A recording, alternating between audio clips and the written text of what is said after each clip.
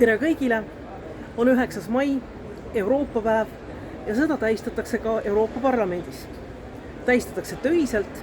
Tänasel plenaaristungil esines meile Saksamaa kantsler Olaf Scholz. Ja uskuge mind, seda kõnet oodati ja seda kõnet kuulati. Euroopa Liidus ei ole palju riigimehi, kelle kõnedest palju oleneb või kelle sõnumeid kuulatakse palju tähelepanelikumalt kui teiste omi. No ma julgeksin öelda, et siia ritta kuulub ka president Macron.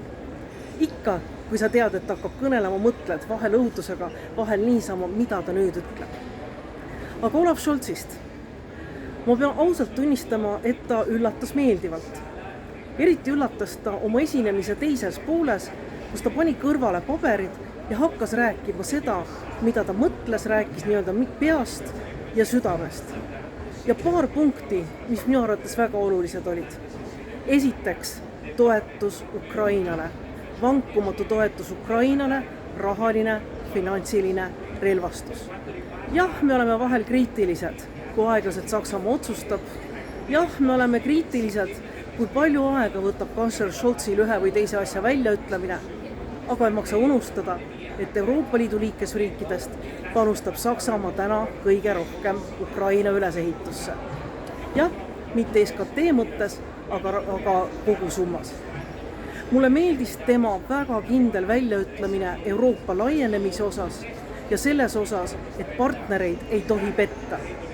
Kui me oleme lubanud laienemist, siis me peame sellega ära tegema. Kohe, kui oleme selleks valmis ja partnerid on selleks valmis. See aga tähendab läbirääkimisi ja see tähendab ka Euroopa Liidu muutmist, võib-olla ka aluslepingute muutmist ja võib-olla ka hääletussüsteemide muutmist. Mulle meeldis, kuidas ta rääkis rohepöördest ja digipöördest ning rõhutades just seda, et ta on sotsiaaldemokraat. Innovatsioon, progressiivne areng on vajalik, on võimalik, tehnika on selleks olemas, tehnoloogilised arengud on selleks olemas, on vaja pühendumist, on vaja finantsilist toetust ja mis peamine, neid tuleb teha nii, et ei jääks keegi maha. Et seda ei maksaks kinni need, kellel võib-olla ei lähe täna kõige paremini, et need samad revolutsioonid, mida praegu Euroopa läbi elab, ei oleks suureks maksukoormuseks meie oma inimestele.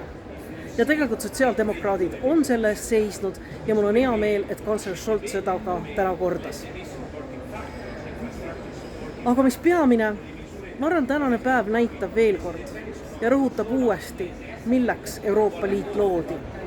Euroopa Liit on rahuprojekt. Projekt, mis toob rahu, stabiilsuse, õitsengu, demokraatia, rikkuse meie inimestele. Ja sellisena Euroopa Liitu on täna vaja rohkem kui kunagi varem. On vaja kokkuhoidvat Euroopa Liitu, solidaarset Euroopa Liitu, mis seisab demokraatlike väärtuste eest. Ja täna, kui me kõik tähistame ühel või teisel kujul Euroopa päeva, mõelgem sellele, kui õnnelikud me oleme, et me oleme täna Euroopa Liidus. Ja kui õnnelikud me oleksime, kui Euroopa Liitu saaks veel edukamaks muuta. Head Euroopa päeva kõigile!